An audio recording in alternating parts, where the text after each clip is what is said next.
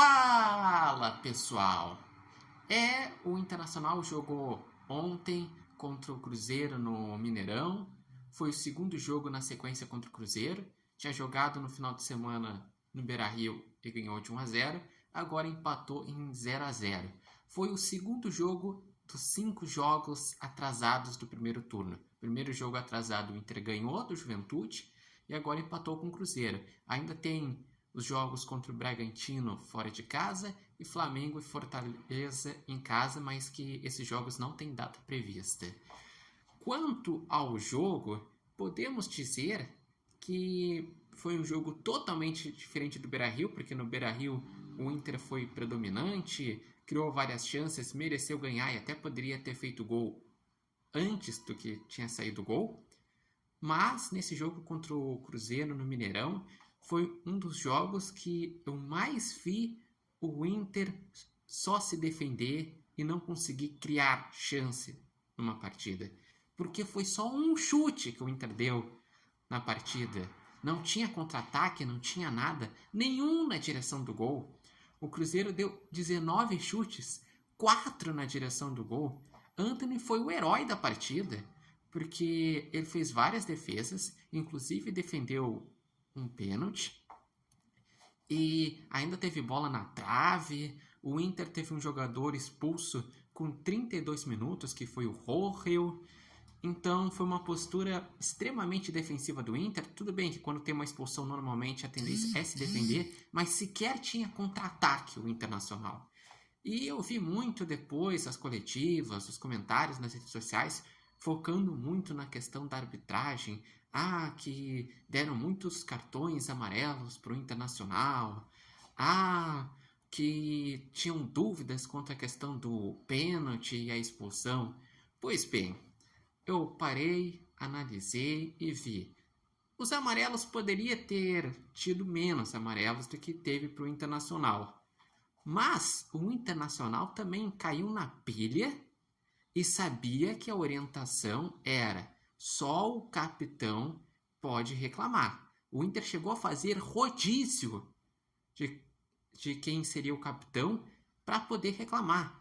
E nessas, Fernando recebeu amarelo por reclamar, o Mercado recebeu amarelo por reclamar.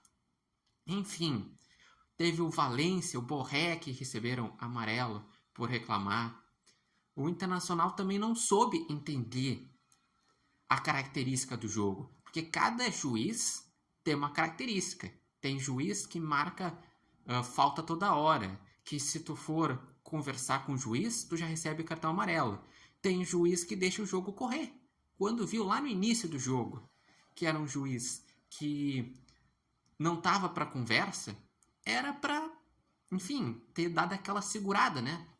E quanto aos lances, o Internacional, para mim, não teve uma forma de ter sido prejudicado diretamente. E a expulsão? A expulsão, o Rohel já tinha feito um lance de amarelo lá no início, e depois ele vem com um cotovelo no jogador. Eu, hoje em dia, vejo que é bem confuso os critérios que utilizam para quando o cotovelo é amarelo e quando o cotovelo é expulsão direta. Talvez não fosse para expulsão direta, mas no mínimo seria para segundo amarelo, que já daria uma expulsão. E o pênalti? O pênalti bate no joelho do Valência e no braço. Mas o fato de bater no joelho não tira o fato de ser pênalti. Se o braço tivesse recolhido, ok. Mas o braço estava todo estendido. O que o Valência estava fazendo com o braço estendido? Então, para mim, o principal foco deveria ser por que o Inter jogou tão mal, começou com uma postura defensiva e depois não conseguiu ter nem sequer contra-ataque. Foi um ponto ganho, porque o Antony foi lá e salvou o Internacional. O Inter segue perto do G8, também não se distanciou do 7º lugar, caso vire apenas G7. Mas ainda daí pro 7º lugar é mais difícil, porque o 7º é o Cruzeiro, que tem 38, o Inter tem 29, o Inter tem 3 jogos a menos. Só se ganhasse todos os jogos a menos para entrasse numa briga pelo 7º lugar. Mas, enfim, o grande problema do Inter também é a falta de regularidade. O Inter não consegue ter uma sequência de bons jogos. Joga um jogo bom, outro jogo ruim.